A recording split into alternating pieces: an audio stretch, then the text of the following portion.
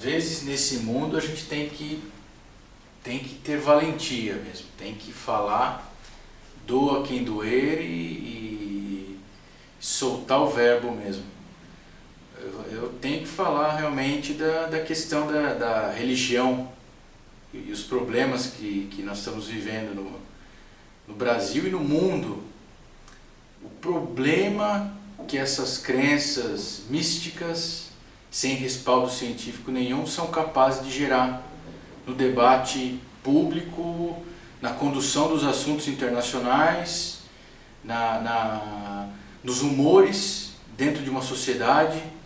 Impressionante o poder negativo, muitas vezes, que as crenças religiosas são capazes de trazer para uma sociedade. É algo assim, chega, na minha opinião, a ser doentio mesmo. O descrédito em relação a outro ser humano, muitas vezes, aquela postura que ele não segue as mesmas crenças do que eu, ele não é digno de crédito em razão disso, eu sou superior a ele, mereço mais privilégios, mais vantagens porque sou isso ou sou aquilo e ele não.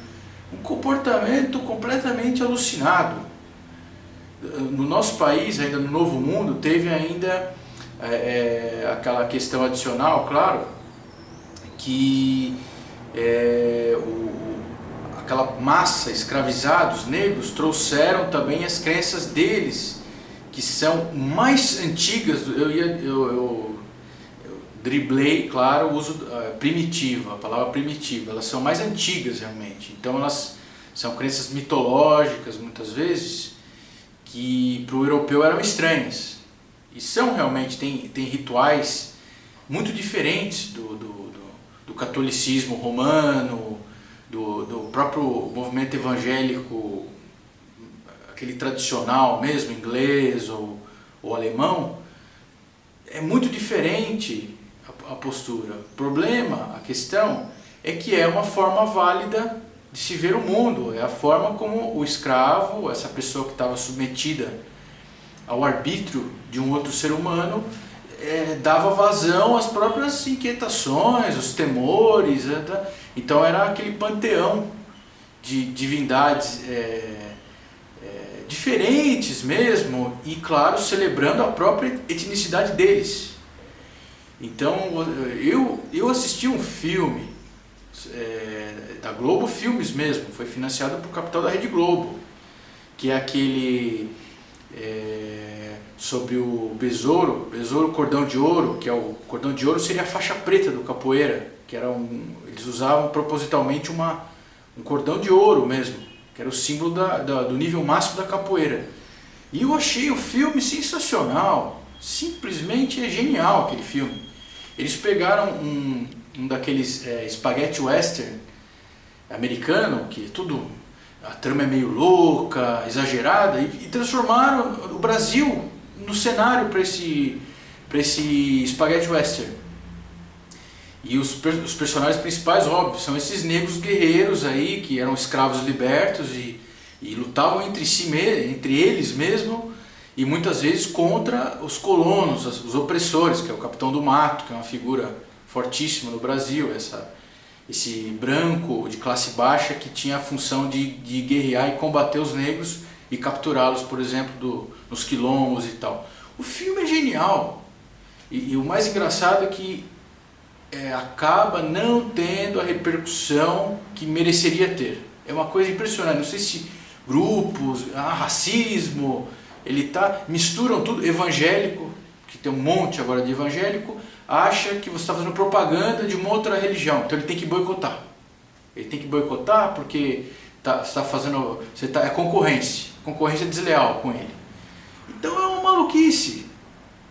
Então o filme é sensacional. E o mais engraçado, da minha família, no Rio de Janeiro, muito tempo atrás, o pai da minha avó, ele foi famoso justamente por combater a capoeira no Rio de Janeiro.